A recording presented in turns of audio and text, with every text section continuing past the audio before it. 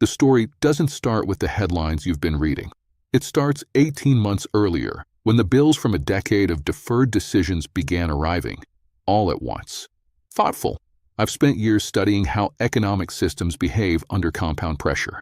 What I found in reviewing the data from the IMF, the Bank for International Settlements, and cross-referencing with OMC trade flow reports is this. The reactions you're watching right now from the world's largest economies are not genuine alarm. They are self-preservation dressed as statesmanship. Size. And here is the thesis that organizes everything in this video. The window to respond effectively to what is coming has already closed, and the institutions that could have acted chose not to, because acting would have required admitting the problem first. Let me reconstruct this scene the way a forensic analyst would. Start with the debt structure. According to BIS data, the combined sovereign debt load of the G7 economies entered 2025 at ratios not seen since the Reconstruction period after World War II. That number alone is not the story. Debt can be managed. The story is the composition, short-duration obligations rolling over in a rising rate environment, layered on top of structural deficits that no governing coalition in any of these countries has the political capital to address. Think of it this way. Imagine you took out a 30-year fixed mortgage, then refinanced it repeatedly into shorter and shorter terms chasing lower rates. Each time you told yourself rates would stay low. Now they haven't, and the next payment is due. This is the invoice that arrives late, not from one creditor, from the entire architecture of the post-2008 monetary experiment. And here is what almost no one in mainstream coverage is saying out loud. The velocity of this change has outpaced the response capacity of every major institution designed to manage it. The Federal Reserve's own research arm publishes models with 18 to 24-month transmission lags. The European Central Bank operates on similar timelines. The policy tools that exist were calibrated for a different rate of structural change. They are not slow because bureaucracies are incompetent. They are slow because they were engineered for a world that no longer exists. Now let's follow the money, because that's where the real architecture of this becomes visible. The OECD documented in its most recent economic outlook that foreign direct investment flows between advanced economies declined for the third consecutive year. That's not a cycle. That is reallocation. Capital is moving towards shorter duration, harder asset positions. Commodity-linked sovereign debt from resource-rich economies is outperforming. The carry trade that funded a generation of emerging market growth is unwinding. Meanwhile, trade patterns documented by UNCTAD show that intermediate goods, the components that make supply chains function, are now routed through an average of 2 additional transit points compared to 2019. Each added point is friction. Each added point is a margin compression for every manufacturer in the chain. And each added point represents a decision made not for efficiency, but for risk reduction, because the old assumptions about geopolitical stability no longer hold. And here is where it gets analytically uncomfortable. The actors who benefit from this transition are not the ones reacting with alarm in press conferences. The reallocation of commodity and manufacturing leverage toward a small set of resource-controlling and production-capable middle powers is the quiet story inside the loud story. When Peterson Institute analysts examine the beneficiary map of current trade route reconfiguration, the gainers are not in Brussels or Washington. Let's be precise about the mechanism. According to Chatham House analysis on energy transition interdependencies, the critical mineral supply chains required for both defense hardware and clean energy infrastructure are concentrated in a handful of jurisdictions that sit outside the traditional alliance architecture. Lithium, rare earth processing, certain semiconductor-grade materials. The economies reacting loudly are the ones who find themselves downstream in these chains, for the first time in the post-war era. This is the factura that arrives late. Decades of offshoring production logic, decades of treating supply chain optimization as a purely financial calculation, decades of assuming that geopolitical stability was a fixed cost rather than a variable one.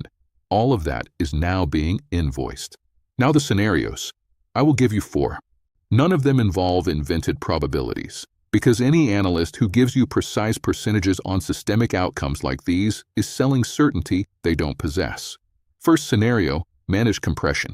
The major central banks coordinate, imperfectly, as they always do, to extend the refinancing runway for the most exposed sovereign debt loads. Fiscal adjustment is forced through electoral cycles in Germany, France, and the United States. Growth slows significantly but does not contract.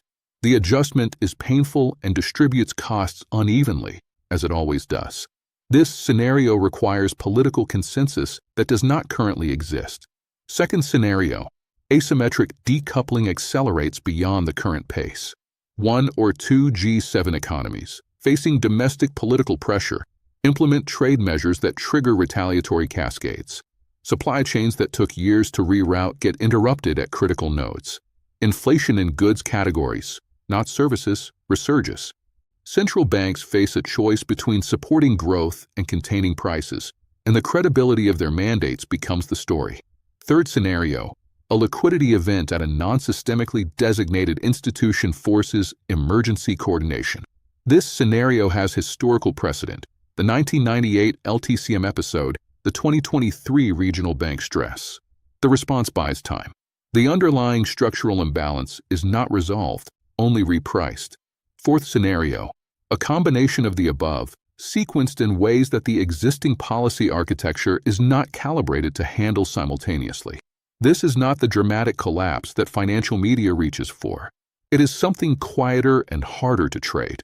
A sustained compression of real returns across asset classes, a persistent erosion of institutional credibility, and a multi-year reorientation of where productive capital actually goes. What does this mean for the decisions you are making right now? If you are managing a portfolio, the first-order question is not which assets go up or down in the next quarter. It is which assets retain optionality in a world where the transmission mechanisms between policy decisions and market outcomes are less reliable than they were 5 years ago. Chatham House and the CFR have both published work suggesting that the premium for assets with hard commodity linkage, geographic diversification, and short-duration cash flow profiles is not a cycle. It is a structural repricing. If you are managing an operating business with international supply chain exposure, the IMF's most recent World Economic Outlook is explicit. Companies that reduced single-source dependencies between 2020 and 2023 are showing meaningfully lower margin volatility than those that optimized for cost. The window to do that work cheaply has closed. Doing it now is more expensive. Not doing it is more expensive still. The framing that most financial media applies to this story is the wrong frame. They are covering the reactions. The reaction is not the story. The story is what the reaction reveals about how late the invoice has arrived. Here is what I want you to take from this. The largest economies in the world are not reacting to a new threat. They are reacting to the compounding cost of decisions made across multiple political cycles by multiple administrations under the assumption that systemic stability was someone else's job to maintain. The BS, the Federal Reserve's own research publications, and the academic literature on monetary transmission all point to the same structural reality. The tools available to manage a compressed, simultaneous repricing of debt, trade architecture, and commodity access have not been updated to match the velocity of the change. That gap between the speed of the problem and the speed of the institutional response is the single most important variable for anyone making capital allocation decisions in the next 3 to 5 years. The question I want to leave you with is this: when the invoice for a decade of deferred decisions finally arrives in full, who in your portfolio and in your operating structure is positioned to pay it, and who is positioned to collect?